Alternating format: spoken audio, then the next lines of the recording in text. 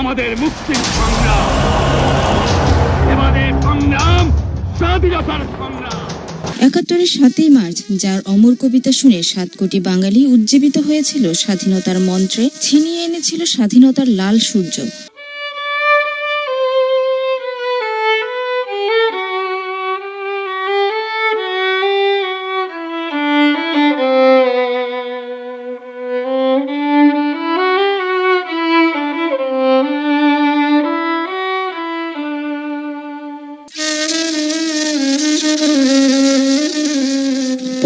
August, বেদনা বিধুর ও কলঙ্কের কালিমায় কলুষিত বিভীষিকাময় ইতিহাসের ভয়ঙ্করতম একটি দিন। সেদিন আকাশে শ্রাবণের মেঘ ছিল, ছিল না চাঁদ।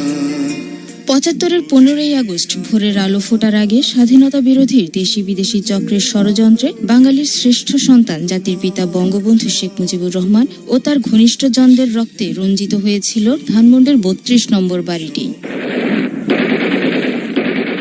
কথা ছিল, স্বাভাবিক নিয়মেই অন্ধকার রাতের বুক চিরে নতুন ভোর আসবে, নতুন আলোয় উদ্ভাসিত হবে এগিয়ে যাওয়ার প্রত্যয়ে।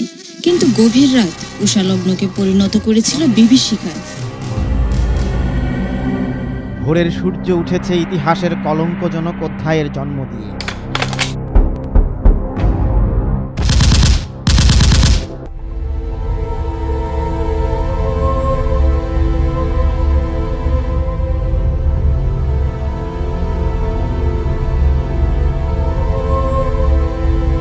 বঙ্গবন্ধু বলতেন যে কোনো বাঙালি আমার বুকে বুলেট মারতে পারে না, আমি বিশ্বাস করি না।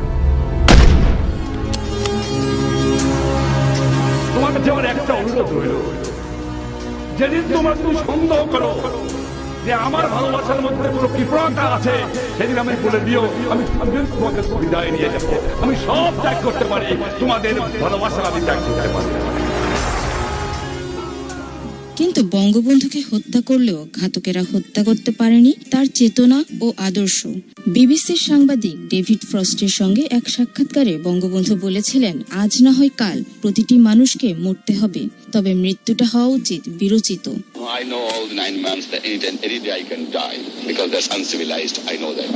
I know that human being should die one day, today, tomorrow, or after tomorrow. Then every human being should die like a courageous man. কিছু মৃত্যু এমনও হয় শোকের আগুনে পুড়িয়ে জন্ম দেয় লাখো কোটি প্রত্যয়ী প্রাণের। কিছু মৃত্যু এমনও হয় যখন হার মানে ধিকৃত হয় মৃত্যু, আর যাত্রা শুরু হয় নতুন আলোকিত জীবনের। তাই তো পরাজিত শক্তি যতই চেষ্টা করুক, তারা মুছে ফেলতে পারেনি বঙ্গবন্ধুর নাম।